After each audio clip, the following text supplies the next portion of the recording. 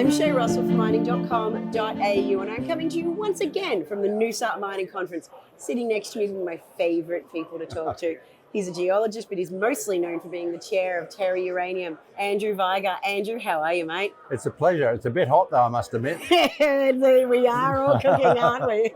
We are in Noosa in November. So. Yeah, Noosa in November. I am loving it. Now, listen, I would love to sit here and complain about the heat. The Melburnian in me is struggling just a little. But you have pretty pictures of geology and rocks everywhere. First of all, let's start with the announcement you put out at the start of the week. You've got something new and exciting happening down here with Atha. Yeah, so, let's go through it. So one of our joint venture arrangements with Atha was on the Spar and Horizon project, which is down here, just outside the basin. It's about the same distance from the major plants that was one of our sort of key points that when we put the company together. If we make a discovery, we've got to be able to process it and treat it. And this one's a little bit further south, but it's much better access and of course shallower. So we're looking for basement hosted features, which a company of our size can test either an outcrop or following up boulder trails. So we're looking at scout drilling at depths of 100 to 150 metres, which is obviously a lot easier and a lot simpler. And we just announced we've completed our first field program. We did follow up some boulder samples, got some excellent results, up to 1,000 counts. Assays are to come. The best samples from the historic data were a bit further west. We couldn't get in there because of the snow, but then the guys, when they were out in the field, found the Saskatchewan government, bless their socks, were out there building an access road to one of the First Nations areas. They're spending over $100 million building that road, and it just happens to go right past our main prospect. So within a year or so, we expect to be out there working that area and building it up for drilling, hopefully 2025, maybe the year after. So that's awesome. That's an all-weather road that gives you great access to the project. Yes. Now, tell me, you told me that these are everybody's favourite pictures. Why don't we? And look, I love them too. Love nothing more than a crosscut. Is that what they're called? I'll talk geology for 5 seconds so we don't bore everybody to pieces. But the point with the Athabasca is it has the richest and highest grade deposits in the world. There's some unique geology going on there. We're trapping uranium at the unconformity at the base of the Athabasca.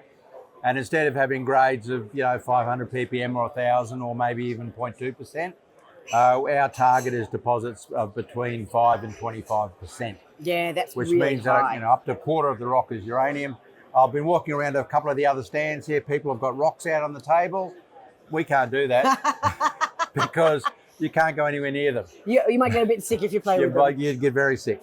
But we're also looking at mining these with the ISR method, which is non-access, no humans involved. We simply pump a solution down, dissolve the uranium, and pump it back out again. Now, I know you and I have talked about the ISR method in the past, but what is it for people who are new to it? It's called in-situ recovery, which is ISR stands for. It's basically putting a fluid down, either acid or alkaline. Uranium is very soluble.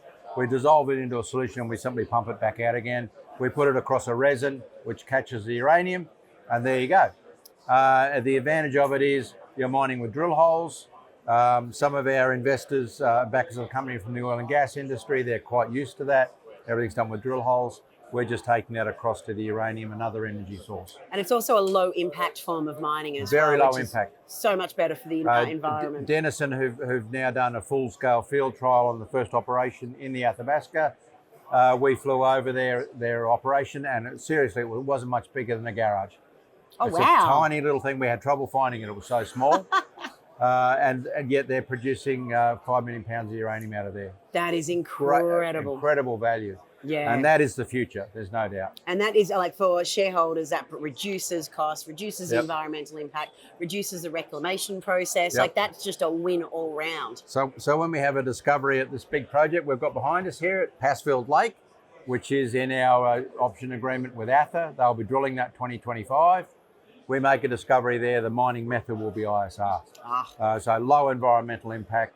Uranium is the future. It's where we've got to go. Australia's catching up. A little way to go, but we're almost there. I'll come to you for a different conversation on uranium about Australia in a couple of months, you can be sure of it. But to take out today's conversation, look, you've had a busy 2024, so I fully expect a busy 2025 for you. Tell me, how are you kicking off the start of the year with Terra?